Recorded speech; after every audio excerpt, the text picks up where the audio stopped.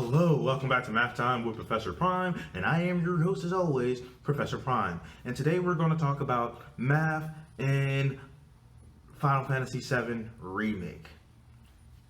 Alright, so recently I just did a math in Final Fantasy VII video, and I talked about the remake a little bit, but I wanted to go in depth here. And I wanted to have this be its own video for several reasons. The first being that I think with Final Fantasy VII, it represented a lot of the earlier Final Fantasy games, despite it being the first 3D one. I think it translated nicely into things. And I think that you have this mid-section of games, like from Final Fantasy 10 to 13 kinda, where I feel like they had a lot of those same earlier elements, but they tried different things. They got kind of experimental with the gameplay, but it was ultimately still turn-based. Plus they had the addition of voice acting, and I feel like there's a lot to be said with that, but I feel like that's more of an extension of things it's all an extension of things, but with the more modern style of games, there's more real time. And I feel like there's also a lot that comes with marketing and what they could really do. And I feel like with Final Fantasy VII Remake being the most recent one, and I guess you can count Intergrade with that, it gives you an idea of how modern Final Fantasy is, and I think there's something to be said about that. But also, even though it's a remake, I feel like it's more than that, and I will get into it. And so as a result, I feel like it does need its own video, I wanted to make it its own video. So with that being said, I'm going to get into it. I'm going to talk about the math that goes into the gameplay, into the production and development, and a whole bunch of other things. But you should assume that there will be spoilers ahead, even if I don't go too heavy in them. If you really want to go into Remake and you don't want to know anything, then you should avoid this video. If you don't care, go for it. But remember, spoilers ahead. Let's get into it. So with Final Fantasy VII Remake, it is the result of a lot of years of fans clamoring for a remake of Final Fantasy VII. Final Fantasy VII is one of the biggest games of all time, and perhaps the biggest Final Fantasy game, although there are some really good contenders for it. But it is certainly the game with the most components. Final Fantasy VII has its own sub-series. It's called the compilation of Final Fantasy VII. I'm not crazy about the name, but it gets the point across, I guess. There's there's movies and other games associated with it. And back with PS3, when it was coming out, there was a tech demo for Final Fantasy VII. I remember it. I was there. But with that demo, it was a tech demo of Final Fantasy VII, which made a lot of people wonder if they were going to remake Final Fantasy at that time. They didn't. They teased people. They teased them good. And you wouldn't see a Final Fantasy remake until 15 years later about. I know they wanted to come out with it in 2017, but it just didn't happen for various reasons. But in any case, there was a lot of math involved in waiting for this game, and there was a lot of money that was to be made off of this game, and a lot of math in that money. And it's one of those things where, from a business standpoint, I feel like it was almost inevitable that if Square Enix was in business, that they were going to do this remake eventually. There was just so much money to be made, and it's something that fans really wanted. And if you do the math on that, it's hey, you're gonna make money. You gotta get to that. So they eventually did. And this is where it gets interesting, because again, I said spoilers earlier, and I meant that. So let's go forward and talk about things. Final Fantasy VII Remake is a remake to Final Fantasy VII, but at the same time, it's kind of a reboot and kind of a sequel. Well, I guess rather, it is a sequel and it's kind of a reboot at the same time. Throughout the game, you do see different things happen, and you see these things called whispers, and they get really meta with that. But the idea is that this ends up being a sequel, and there's a lot of potential with it as a result. And there's a lot of math that goes into the planning and production of this game and that decision. And speaking of decisions as far as this game and like how it will be distributed, one of the interesting things is they decided to split it into three parts, which was a controversial decision, and I myself grappled with whether or not I was going to get this game. But the more I learned about it, when they said that they were going to have the first one come out and it was going to largely be about the Midgard section, and that was going to be at least 30 hours or so, I thought, okay, that's a solid investment, and I'm kind of curious to see where they went with it. And so there was a lot of math in deciding whether or not I was going to buy this game, because I had to say, well, is it going to be worth it? Because I know it's going to be $60. Is it going to give me enough time? Am I going to want to wait until the other ones come out? What do I want to do with this? And so I ended up buying it, and I don't regret my decision. And I ended up getting way more than 30 hours out of it. I had an absolute blast.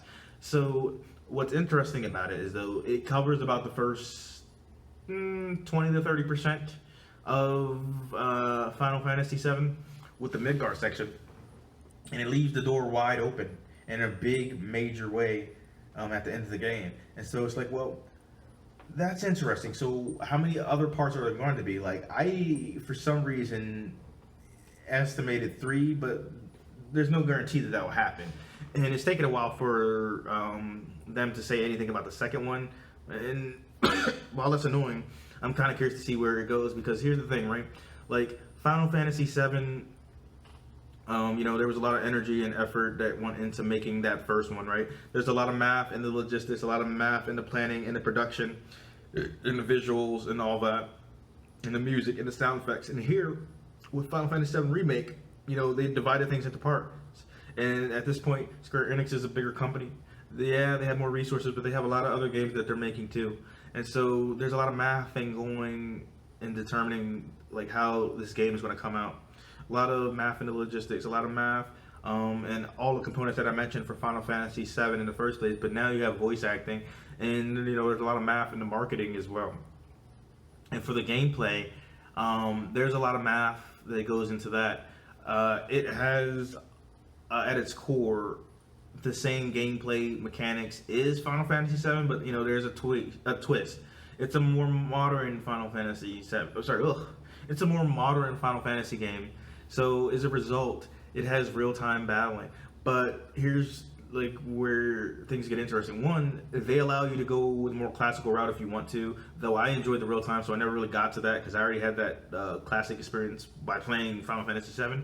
But what gets interesting is, so with Final Fantasy VII, you have the active time battle system, and they still have that despite things being real time. And there's a twist, because it's not just real time; it's more like a hybrid. Because if you want to do basic attacks, right, like if you want to do a strong attack, a weak attack, and so on and so forth, and do your combos, you can, and there's no penalty for that. But while you're doing that, you're building up your ATB gauge, and there's math and all that, right?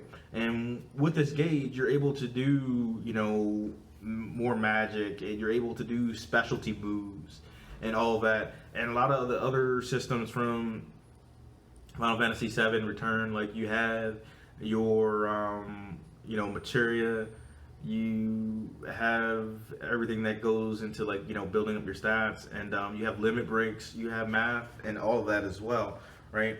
With your stats, you have your base stats for each character, and then those stats increases, the levels increase, and they increase as well when you have certain equipment and certain material locked on. And that material, like, that gives you more options too. Like, it gives you certain commands, it gives you certain stat boosts. There's status ailments in this game too, and there's a lot of math in all of that. And as far as the leveling is concerned, while normally it would be 99 or 100 depending on what era of gaming you're in,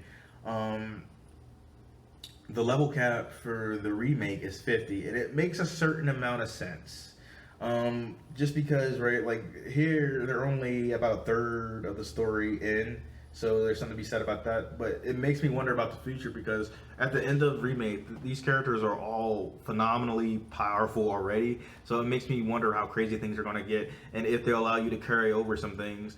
And there's a lot of math in those decisions, and also a lot of math in how they'll distribute this. Because right when they come out with the second one, with the rate it's going, it might end up being just on PS5. I don't know, but I hope it is on PS4 and PS5, because I don't have a PS5, and a lot of other people don't either.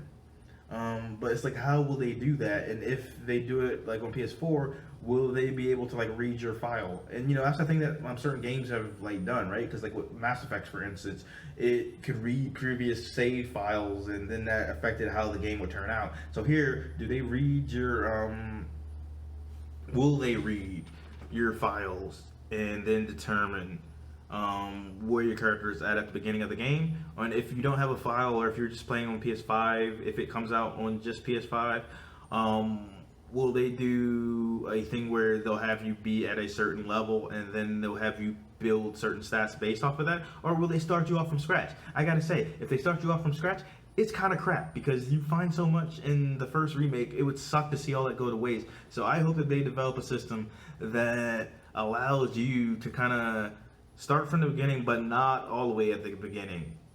Something that will allow you to have a lot of the same abilities, or like close enough, and allow you to go from there. And I mean, I'm just curious to see how it will all work out, because there's a lot of math that goes into this planning, and they haven't fully figured it out. But that being said, back to Remake itself, there's so much math in the story and how that unfolds, and like what you're getting out of this game. Like, because right, if you're just playing it kind of straight through, you can get in somewhere around like 30 to 40 hours, and I feel like that's justifiable for getting the game at $60.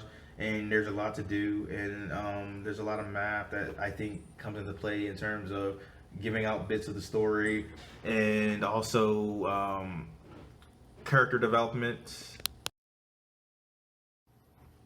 So yeah, there's a lot of math that comes into play in terms of how the characters develop and how the story unfolds. And of course, there's resource management, like because you're getting certain items, and you want to see how you use them and what you can sell, what you can buy.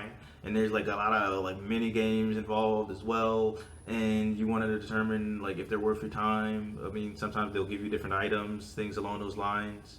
And as I'm recording this, I am just slightly bothered because my phone had turned off somehow in like kind of the middle of it, so I kind of have to stitch some videos together, and it kind of threw me off track. But it's all good. I think I maintained it well enough. But I digress. So, what else did I want to say about this? Okay, see, now I am off track. But okay, so my whole point is that there's a lot of math that went into making Final Fantasy VII Remake. There's a lot of math in the battle system. There's a lot of math in the resource management. There's a lot of math in how the story unfolds, how the worlds were built. There's a lot of math within the world itself. It's a sci-fi setting. There's a lot going on in terms of technology and development, and math that goes into all of that. There's math in the logistics of the game. There's math in where the game is going. There's math all over the place, and that is not a bad thing. I'm very excited to see where Final Fantasy VII Remake and what they do, and I'm curious to see more of the math in it. It should be fun. And for the record, one of the things that I found interesting about doing these sort of videos for me is that, well, yes, I'm paying more attention to math in games. It's not a bad thing. It doesn't kill it for me. I'm not like overanalyzing it. I'm still having my games, and I'm still having fun with those games. And I think looking at math and how it's like involved in these games and in the experience, I feel like it actually enhanced the experience for me. It enhances the process of playing a game, and I think that's amazing. And I'm glad to be doing these videos, and I'm glad to be gaming. Like, what a time to like live in, right? With that being said, I'll see you in the next video. Professor Prime out.